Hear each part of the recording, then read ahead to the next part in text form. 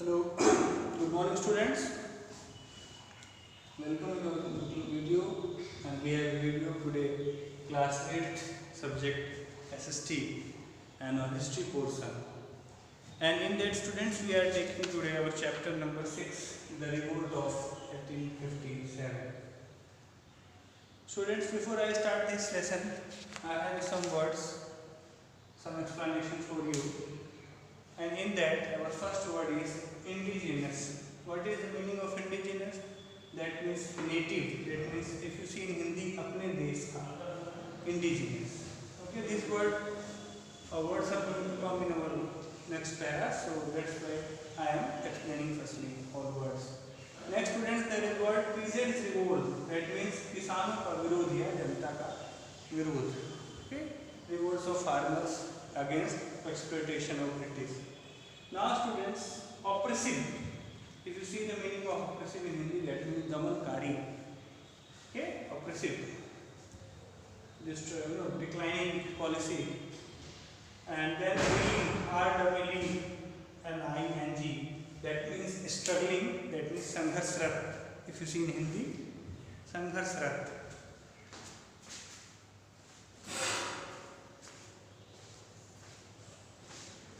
Okay, students, now in your course book, page number 67, your chapter, The Revolt of 1857. And in that, so in this chapter, students, we will be able to understand why the kings and nawabs lost their power. How after the emergence and advent of British, how our local rulers and local nawabs and kings, or nawabs of different provinces and kings, how they lost their power. Then we will understand that, analyze the people's reaction towards the British rule. What was the people's reaction towards the British rule, against their exploitation and against their administration? What the views of the people of that time? Then understand how the revolt of 1857 spread to different regions of the country. So then we are going to understand that how this revolt of 1857 spread all over in our country, and analyze the causes and effects of the revolt of 1857. Then we would analyze that what was the causes of 1857's revolt and what was the impact and aftermath of the revolt of 1857. So students, in your course book, page number 68, our first topic is their policies of the East India Company. The British East India Company's policies destroyed the indigenous economic structure. I have been explained this word indigenous to me, that means native. So by the policies of British, the indigenous economic structure, what is economy? That means money. The structure of economy was declining or was destroyed by the policy of British. So the economic structure of our country, the economic status, economic condition of our country, and what is economic? That our financial condition, or what money our country had or had. So this condition was totally destroyed by the British policy, because they purchased more and more raw materials from us, and they purchased that raw materials in very less prices, and they sold that materials in their own country in high prices. Then after finishing that products, or after creation of that product, they sold that product in our country and took high profits in that. So students, that was our raw materials, we sold them in less price. After finishing that particular material, they sold us on high price. By this exploitation, our economic structure, our country's economy declined or destroyed, and then made the peasants, tribals and artisans poor, and also affected the kings. And by that, simple workers, artisans became more poorer, and also affect the kings. So it is but obvious that if there is economical loss of any rule and kingdom, so it is but obvious that the income or economy of king would be easily disturbed. Then queens and landlords also disturbed, and as a result the peasants revolted against the company. Now we have the word peasants revolt, Kishan Virod, Janta ka Virod. And there was a revolt, there was a oppose of farmers and peasants and citizens against British policy and this exploiting policy. And the company's policy was so oppressive that the people from different backgrounds started rebellions that shook the British foundation in India. So students, what is oppressive? That means Damanka, declining policy of British, which was totally oppressive policy, totally dominating policy, and by that our people of different backgrounds, elsewhere they were from different religion or caste and creed or background, all people started revolt against the oppressive policies, against the dominative policies of British. And students, by these rebellions or by these revolts, British establishment, it shook the British foundation in India. So by that, the British foundation in India somehow started disturbing, and the revolts was prominent to know. And in this chapter we will read all 1857 revolts. Now in that our topic, Indian rulers lose their powers. After the Battle of Plassey in 1757, the company started capturing territories and for the next 100 years exploited the Indian economy and its people. So students, in our history, the Battle of Plassey of 1757 is a landmark historical event, and by that we can understand that the first domination of our country, the first start of slavery, and you can say the first capture of our country is started in Bengal by Robert Clive, by the decline of Siraj-ud-Dawla, the Nawab of Bengal. So students, this is the important topic and important date to understand this Battle of Plassey of 1757. So by that and from there, so if we start our first battle against British, it was Battle of Plassey, and if you see our first revolt against them was 1857 revolt. So it was after 100 years. So British exploited us up to 100 years. They captured our territories simultaneously one by one, and after that it was tough situation to survive in that position. So our rulers revolted that time, and after 100 years our rulers and our peasants and our farmers realized that without revolution, without being collected and united, and without being aware of our rights and our exploitation what is being done by British, so they realized that things, and they started awareness against the British dominating and exploiting policies, and they started a unity and team. By that they can face and combat and give a kind of battle to British. So by that this revolt started, and people of different region and caste and creed gathered themselves somewhere, and they started this revolt. So we will read.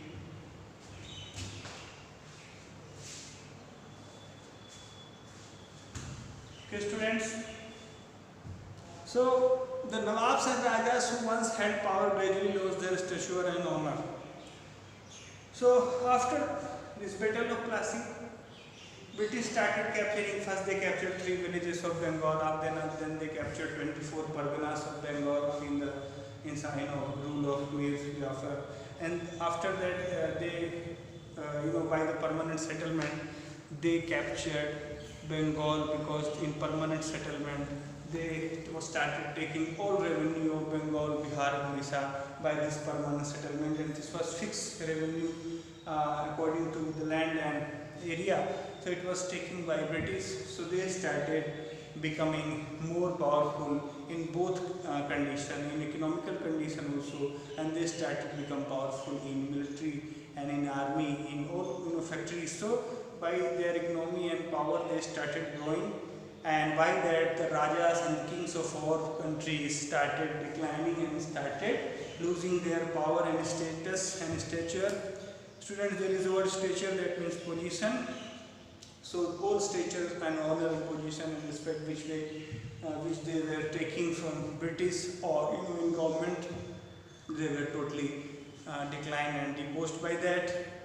And now we see under the doctrine of lapse, the British annexed more territories, and as we have been reading that doctrine of lapse, that if there is no here to anyone, what is here? That means once. If there is no means, there is no son to a king or ruler, they had to give the rule in the hand of British. It was doctrine of lapse started by Lord Dalhousie, and this doctrine of lapse, that means if some king or ruler has or had not any son, so they had to give their rule in the hand of British, that it was rejected as a king or as a regime. So that doctrine of lapse also taken out many territories like territory of Jhansi, Satara, Sambhalpur.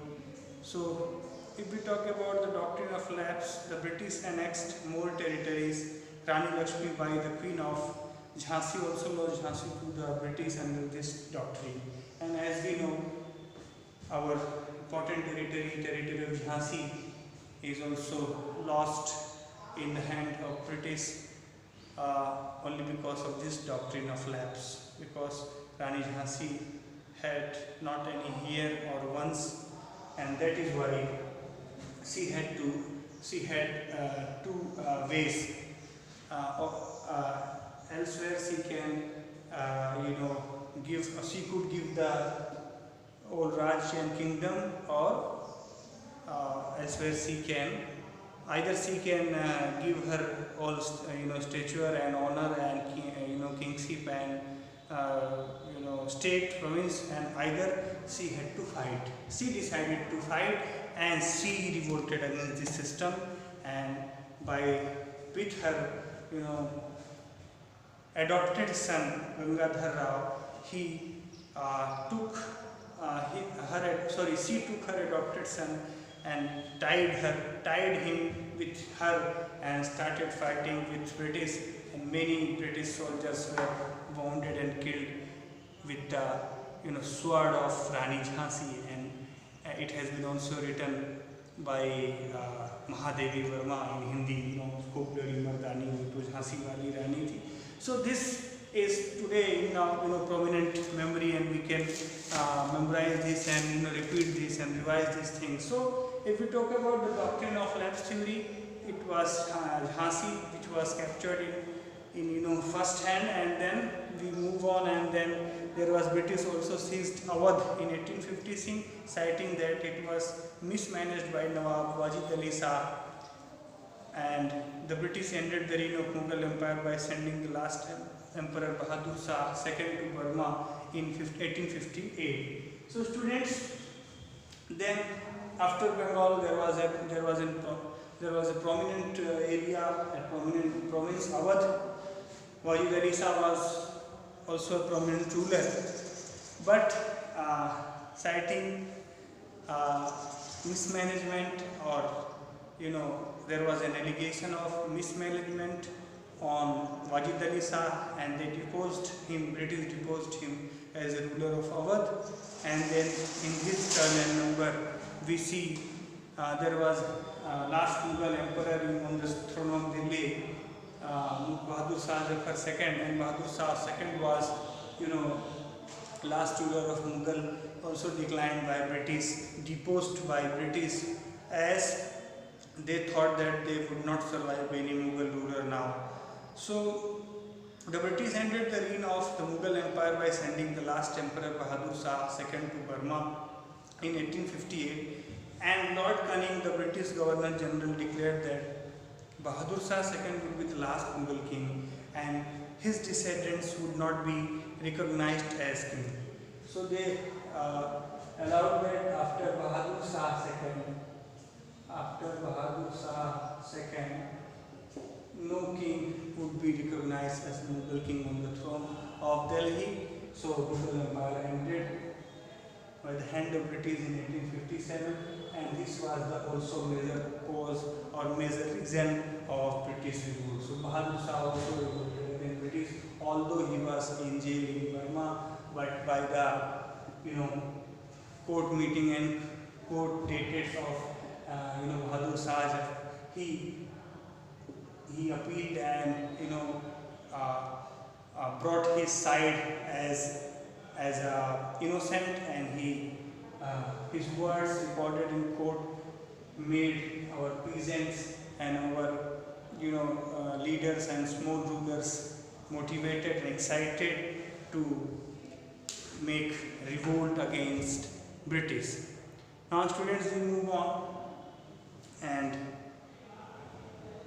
the territories seized by the British apart from Jhansi and Awadh under the doctrine of lapse were Satara, Jaipur, Sambhalpur, Nagpur and Udaipur.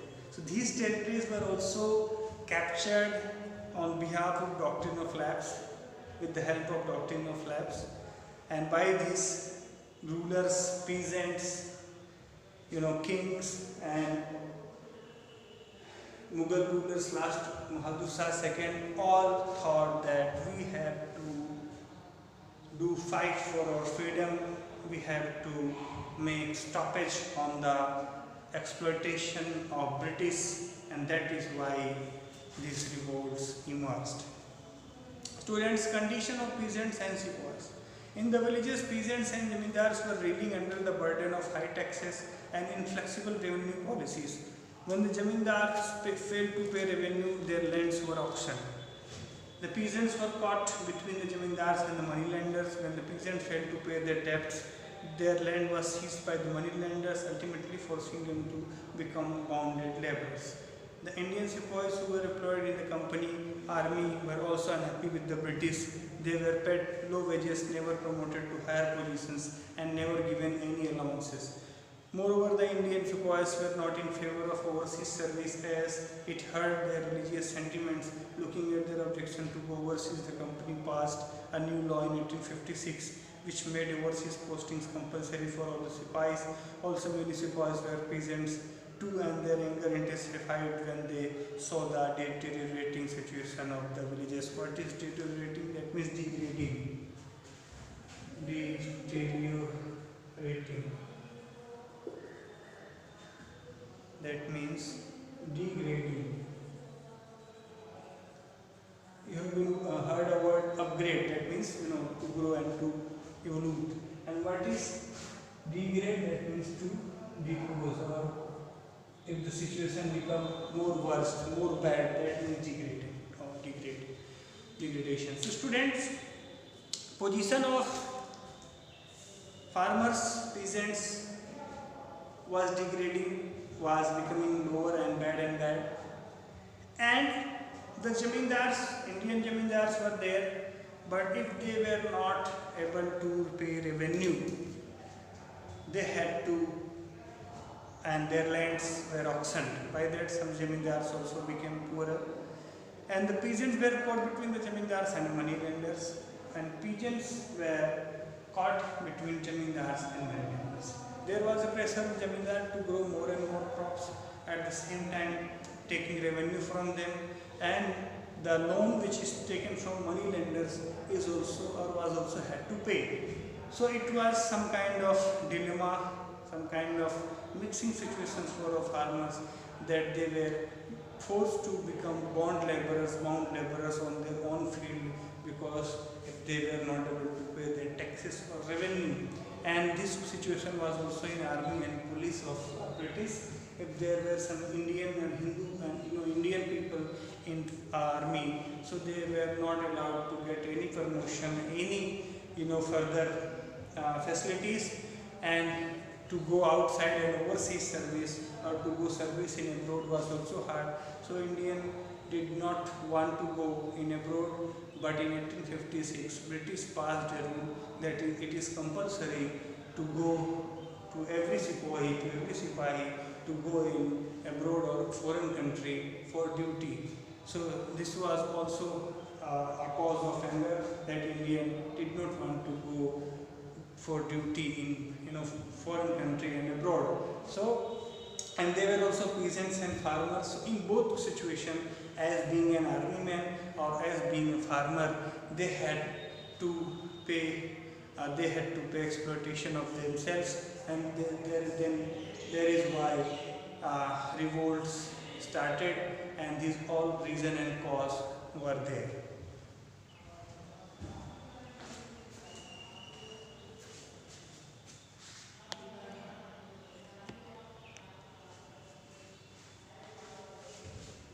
Okay students, now we have concluded our two topics up to our page 68. There is a homework, you have to write a small summary of this page 68. In next video we will cover further our next topic, reforms introduced by British. Students, till then have a nice day. Thank you.